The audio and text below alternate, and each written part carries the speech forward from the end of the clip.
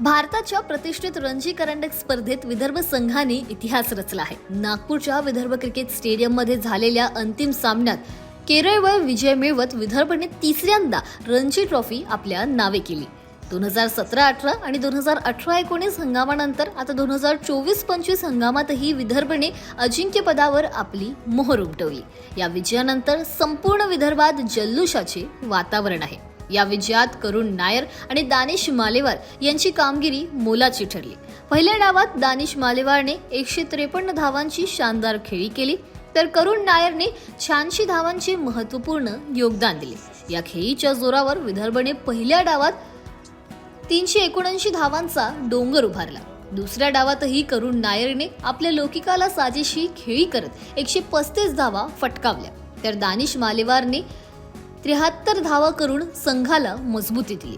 त्यांच्या या खेळीमुळेच विदर्भ संघ विजेतेपदाच्या दिशेने आगेकूच करू शकला. पहिल्यांदा रणजी फायनलमध्ये प्रवेश करणाऱ्या केरळ संघानेही उत्कृष्ट खेळ दाखवला. कर्णधार सचिन बेबीनं 98 धावांची जबरदस्त खेळी केली, तर सारेवाटेने 79 धावा करत केरळचा डाव सावरला. मात्र पहिल्या डावात केरळला 342 धावापर्यंतच मजत मारता आली, ज्यामुळे विदर्भला 37 धावांची महत्त्वाची आघाडी मिळाली. गेल्या हंगामात फायनलमध्ये मुंबईकडून झालेल्या पराभवानंतर विदर्भ संघाने यंदा अतिशय मजबूत पुनरागमन केले. संपूर्ण हंगामात एकही सामना न गमावता त्यांनी अंतिम फेरीत प्रवेश केला.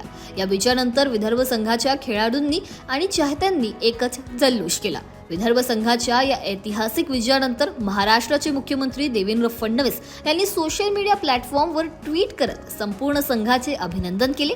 त्यांनी आपल्या ट्विटमध्ये लिहिले, रणजी विजयाची ऐतिहासिक कामगिरी करणाऱ्या विदर्भ क्रिकेट संघाचे अभिनंदन. मेहनत, जिद्द व चिकाटीच्या जोरावर केवळ 7 वर्षात तिसऱ्यांदा बहुप्रतिष्ठित रणजी करंडक जिंकणाऱ्या विदर्भ क्रिकेट संघाचे आणि सर्व खेळाडूंचे मनःपूर्वक अभिनंदन. भविष्यात भारतीय क्रिकेट संघाला विदर्भ रणजी संघाच्या माध्यमातून उत्तमोत्तम खेळाडू लाभतील असा विश्वास आहे.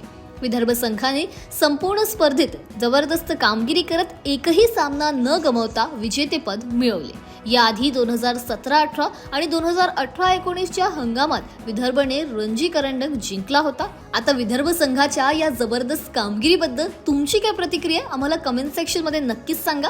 व्हिडिओ आवडला असेल तर याला लाईक आणि शेअर करायला विसरा नको आणि अशाच नवनवीन अपडेटसाठी बघत रहा नवराष्ट्र.